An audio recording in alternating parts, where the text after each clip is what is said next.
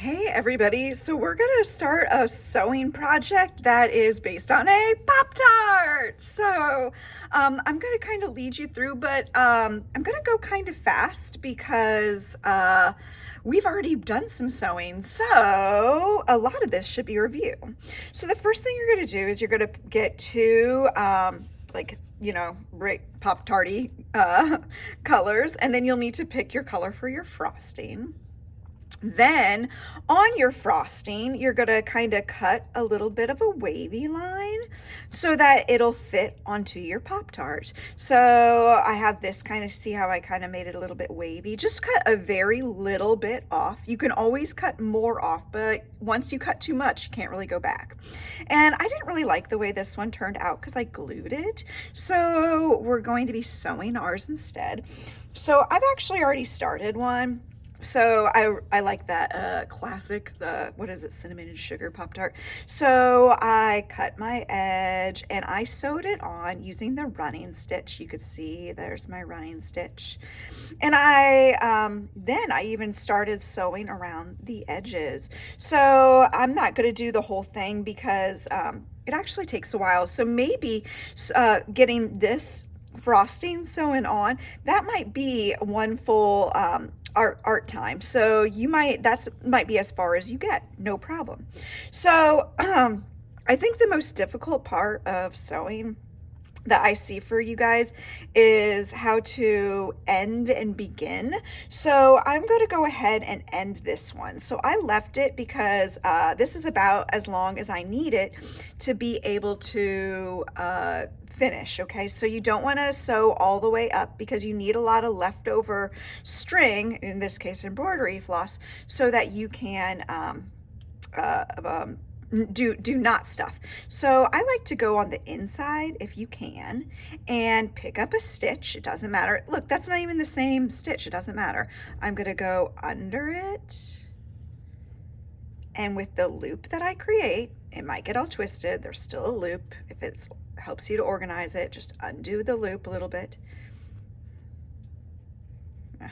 Organize your brain, I mean. And then you're going to slide your needle underneath the loop. There's nothing magical or tricky that I'm doing. If you're like, I don't understand, then let's break it down because it's not meant to be complicated. I'm just going under one of the stitches that already exist. And with the loop that is here, I'm going to go around it. Pull through. And then I can cut off any extra. I did a double knot. I like to save all those extra bits and put them in that yarn bit area that I have in the collage station. So I'm going to go ahead and put that aside, and I'm going to get ready to thread my next needle. You might not get the same color that I have for the dough, I guess, or whatever you want to call it, the pastry. So I went with a color similar to my frosting. It doesn't really matter. A light color is probably best. Please keep the embroidery floss, again, that's the name of the string, nice and tidy. And even if I needed a lot, but even if you only have a little bit, still get a full length. All right, so I went ahead and cut one already because that takes a minute too. I do not like just threading a needle like so, especially because an embroidery floss, what it is it's 6 pieces of thread twisted together. So I always like to create the hot dog and the hot dog bun technique. I took that little piece of paper, it's folded, and I already know it fits through the eye of the needle because I've used my hot dog bun before. I just keep the same one. All right, and now I could let it drop. I like to have a big weft, that's that tail bit. And on the other side of my string, it doesn't matter what you did first or what you do first, but you will need to knot it, all right? So I'm just making a regular knot. If you want to double measure and make a double knot, one thing you could do is just twist that little tail around your loop a second time, and guess what? When you pull it, that's going to give you a double knot. I just learned that trick, guys. Okay, to start sewing the two sides together, it doesn't matter if you already have a length sewn or not.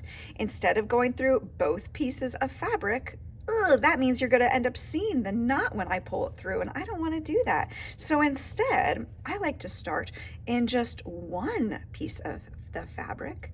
Can you see this? I hope so. Pull it all the way through gently. Sometimes knots happen if you are going too fast or if you make a string that's too long, which is why, sorry, it's getting all twisty on me. Pull, pull, pull, pull, pull, pull, pull, pull, pull, pull, pull, pull, pull, until the knot is there. And you could just shove that little tail inside your Pop-Tart or whatever it is that you sew so you don't see it anymore.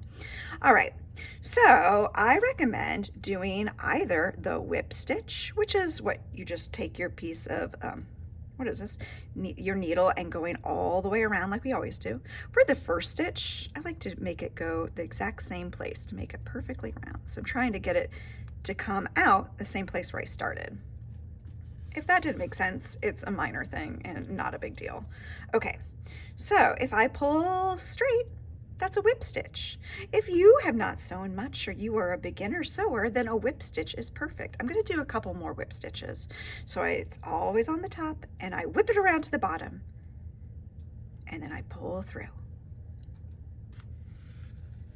All right, slowly, because it will create a knot if you pull too tight. Look, I've already got one. Oh, Miss Langdon, how did I get that?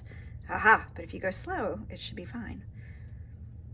All right, one more whip stitch. I take it from the top and I just whip it around and I come through. It's always the same repeating pattern.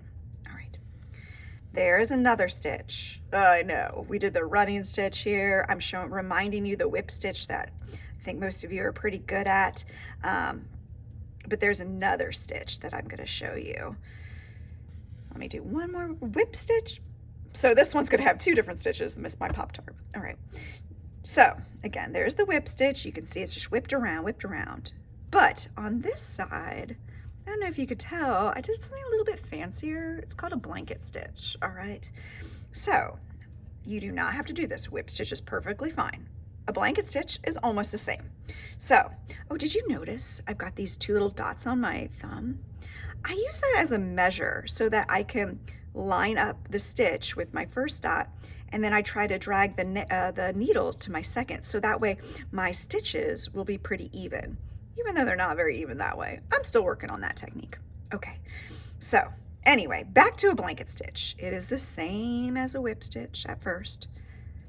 Nothing's different. It's a whip stitch. It's a whip stitch. Right now, same as a whip stitch. Same as a whip stitch. Same as a whip stitch. All right, here's the difference. I didn't pull it tight yet. Instead of pulling it tight, I'm going to take my needle and I'm going to take it through that loop towards the direction that I'm going. All right. I'm going to do that again.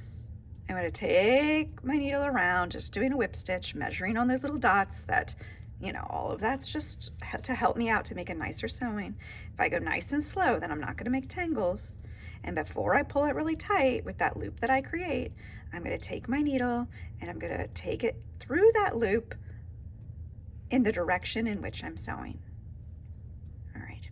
Do you see a little bit of the difference? How the whip stitches here don't have this little string connecting them? That is the difference for a blanket stitch. So let me do just one more. Okay. Pulling it through. Almost all the way. Oops, nice and slow so you don't create knots. Take the needle through in that loop before you pull it tight in the direction that you're going. Okay. So I've shown you how you need to end it. I've shown you how you need to begin it. And let's pretend, I'm obviously not, but I have sewn 3 sides and I just have a little pocket up front. So when you've got just a little bit left, you can leave the needle and string still attached. You're going to open it. Again, I'm just pretending. And you're going to put some stuffing in. All right. Now, you don't need tons. Pop-Tarts don't have lots of filling. And again, it's just going to be like a pocket. And then you would just finish sewing up the top and then knot it by sticking it through a string and just knotting it, right? There's nothing magical about it. Actually, there might be one thing that I like to do when I end it. After I knot it, I like to take my needle through and have it stick out somewhere and cut it off. That probably didn't make any sense at all, and that's no problem. Anyway, we probably won't even get there in one session. This is probably the second session.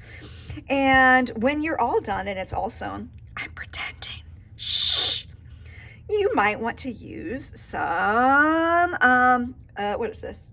I just forgot the name of it. Puffy paint, to make some frosting swirls, like other frosting on top of your frosting. Couple things. Puffy paint, one, is sometimes really hard for it to squeeze out. You have to be gentle, even if it does something like that, no problem. Wait for it to travel to the other end. Man, I just tested this one. It wasn't working so good. Come on, Miss Langdon. Puffy paint is permanent, so it will not wash out of your clothes. So you need to probably roll up your sleeve, and you see how it kind of like tooted out. So I can't help it if that happens. This one I thought was full. Nope. Uh-huh. And you have to squeeze, and it might just be a weird drizzle. Yay! And then that has to definitely dry because I don't want to get that messed up. And once again, it would get on somebody's clothes. So I'm going to pretend like I'm done because it's your turn. Happy arting.